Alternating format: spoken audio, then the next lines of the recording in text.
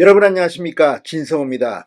이재명 더불어민주당 대표는 늘 그랬던 것처럼 네 번째 검찰 조사에서도 미 진술서를 제출하고 진술을 거부한 것으로 알려졌습니다.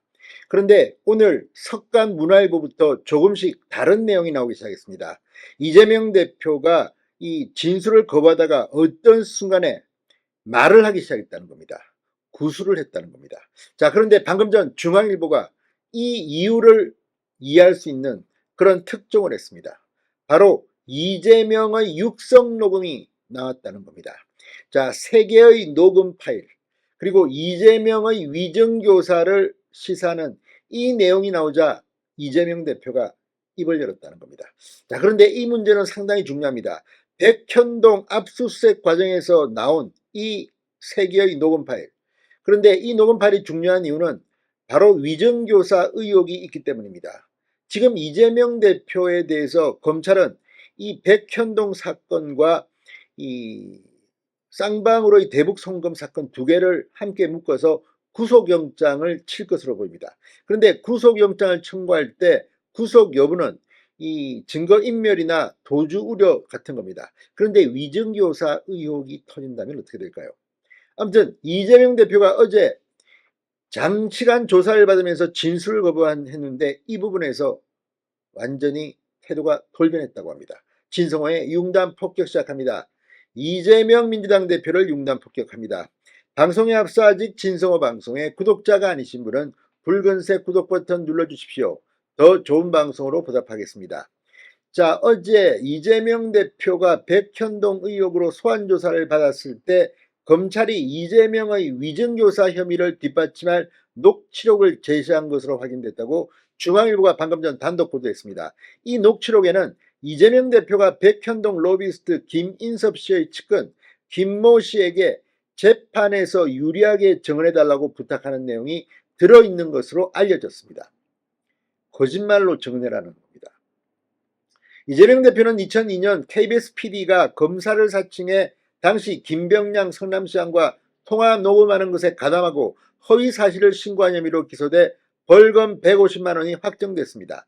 그런데 이재명 대표는 2018년 경기도지사 선거 때 이 사안에 대해 잘못한 게 없는데 누명을 썼다고 주장해 허위사실 공표 공직선거법 위반 혐의로 또 기소됩니다.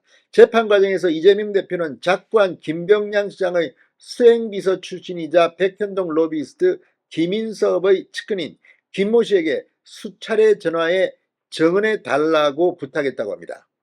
자, 서울중앙지검 반부패수사 일부 엄희준 부장검사 수사팀은 올해 초 백현동 수사의 일환으로 이 김 씨의 집을 압수수색했습니다. 그런데 그때 이재명의 육성이 담긴 녹음 파일을 포함해 3개의 녹음 파일을 확보했다는 겁니다. 이걸 꺼내든 겁니다. 이재명 대표 조사 때 이 녹음 파일의 녹취록을 들이민 겁니다. 자, 이재명 대표에게 제시한 것은 3개 중 3번째 녹음 파일이라고 중앙일보는 보도했습니다.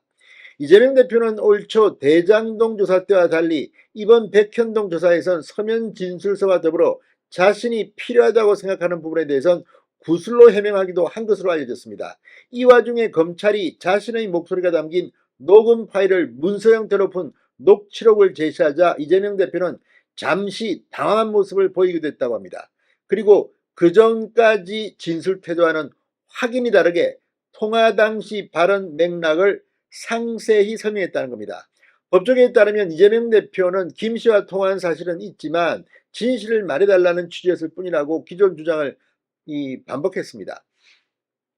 자, 김 씨는 문제의 김 씨, 이재명 대표 전화를 받은 것은 법정에 나가 실제로 이재명 대표에게 유리한 거짓 증언을 냈다고 검찰은 보고 있습니다. 김 씨는 2019년 2월 수원지법 성남지원에서 열린 이재명 재판의 증인으로 나가 이재명을 고소한 쪽에서 이재명을 검사 사칭 주범으로 몰아가자는 의견이 있었다. 이재명이 누명을 썼다는 취지로 증언했습니다. 그런데 김 씨는 중앙일보와의 통화에서 이재명 대표가 나한테 위증을 시켰다고 인정했겠나? 당연히 않았을 것이다. 자, 검찰은 김 씨를 위증 혐의로 입건한 상태입니다. 이 문제가 중요한 것은 이재명의 구속영장 발부와 상당히 연관성이 있어 보이기 때문입니다.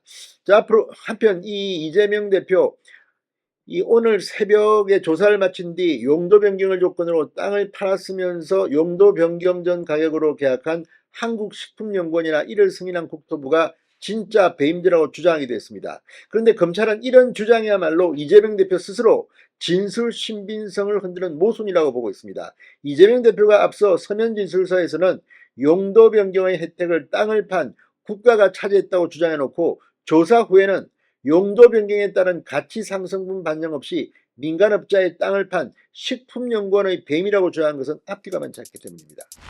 이재명 대표 백현동으로 감옥 갈 가능성이 점점 커지고 있습니다. 신성호의 윤단 폭격이었습니다. 여러분 감사합니다.